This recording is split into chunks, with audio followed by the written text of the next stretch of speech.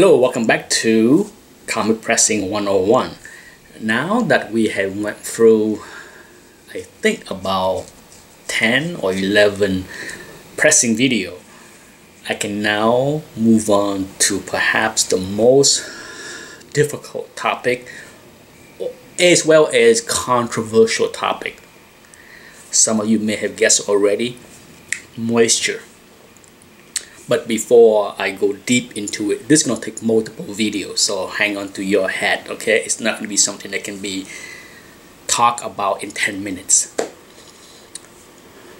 Paper, pulp, the material that are made for comic books are mostly wood fiber, okay? It's plant fiber, if you want to call a tree a plant.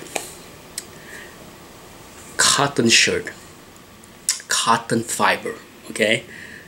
Whenever I talk about moisture and pressing, I'm always surprised at how many are surprised that moisture are needed, because for whatever reason, a lot of people don't equate paper fiber with cotton fiber or a wrinkle in a shirt similar to a wrinkle on a piece of paper or with a piece of paper, right? So it always surprised me to hear the surprise that some people would say you had to add moisture. For those that have pressed shirts, pants, or anything, one of the things that often go along with ironing a shirt beside a hot iron is what? Steam, right? There's a reason for that, right? Have you ever tried to iron a very wrinkled shirt with just a hot iron? It works poorly and takes a lot longer to get things done, right? For those that have ironed a shirt before, some men may have never done it. I have plenty of time. So for me, it was, I had to go back to literally the first month of me toying around with the pressing machine that I thought about this and decided to give it a go. Okay, because I got moderate success with some of the flaws as far as pressing with heat, but I find that a lot of the more significant flaws just can't seem to be eliminated completely with just heat, no matter how high the heat I want to go. Now, did I go all the way, say, to 300 and have it bake? No, I think the highest I may have tested was maybe 180 or even 200, but in my eyes, the result on some of the more damaged books seem to not be to my liking. As far as is a flaws all gone? Not really. So back in 2008, 2009, I decided to look at how I can add moisture to the paper, to the comic book, because in my mind, paper fiber, cotton fiber, very similar. It needs to relax. The paper fiber need to relax in order for the press to work better. That was what going through my head. I could be completely wrong scientifically. I'm sure people that are scientists in the paper community would be horrified at what I'm talking about, because I don't know what I'm talking about. I'm just giving you the tales from a layman person as far as what I was thinking and why I decided to do what I did. So what did I do? I researched online, did all kind of search, and I come across a few vlog on professional restoration, like the Library of Congress kind of vlog or articles or white papers or whatever you want to call the research is. But I came across a bunch of different write-up on how the Library of Congress as well as other restorers were restoring books, and somebody mentioned something about a humidity chamber. I think that's the exact term, humidity chamber. So I heard about that for the first time maybe a month or two after I stopped pressing.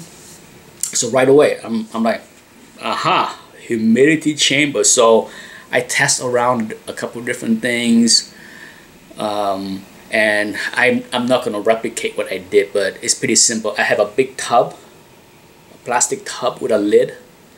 I put some water. I put like maybe an inch or two of water inside the big plastic tub, and then I take a smaller plastic tub, put a comic book inside the tub, okay, and then place that tub inside the bigger tub that have the 1 or 2 inch of water in it, and close the lid.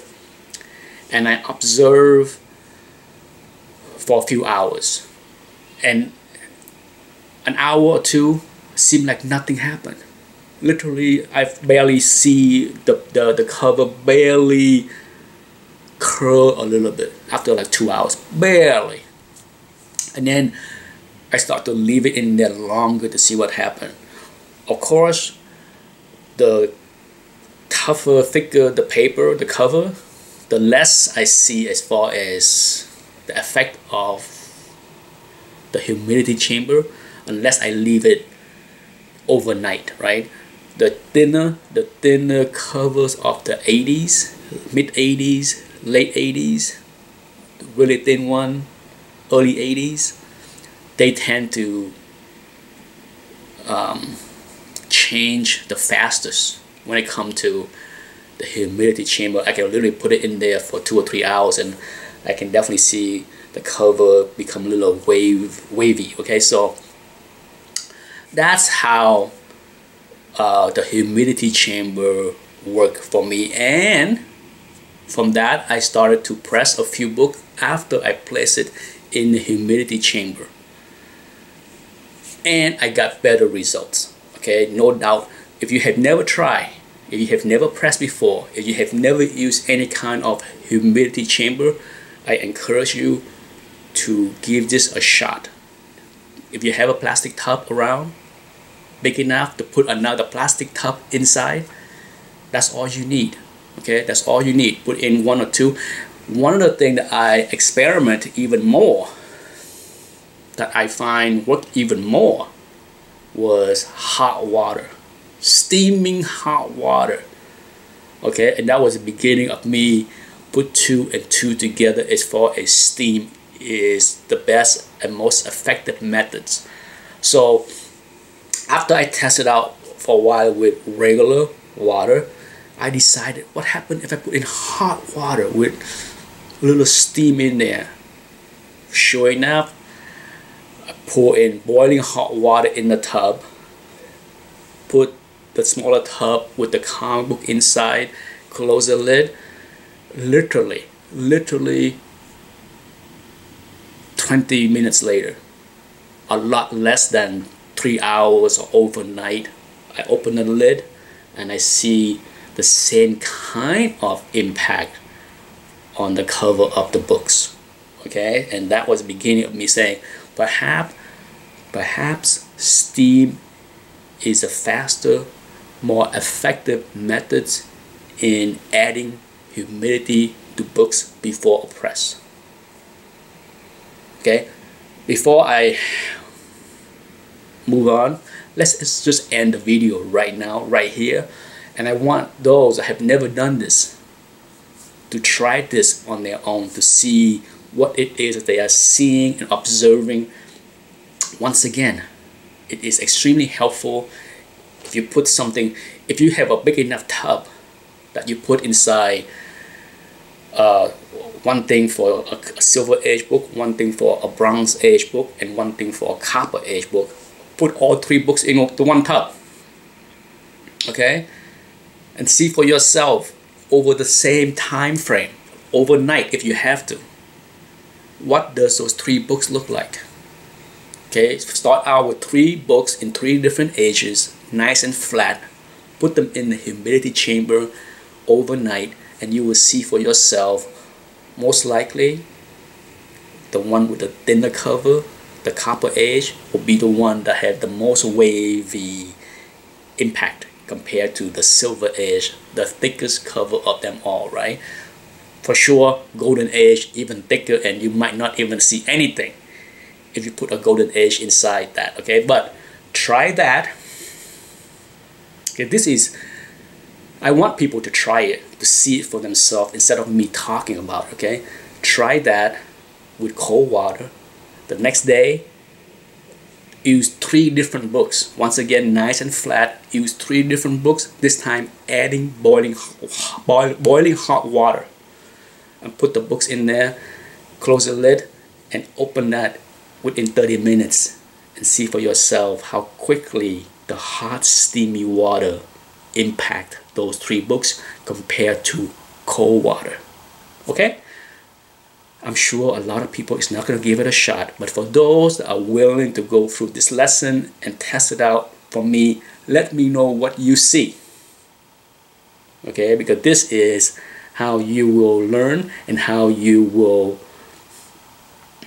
see if you will agree with what I would be teaching people, or what I will be telling people what I'm doing as far as adding humidity to the books in the next few videos. Okay, this is the toughest part of the pressing tutorial. All right, anyhow, thanks for watching. Bye bye.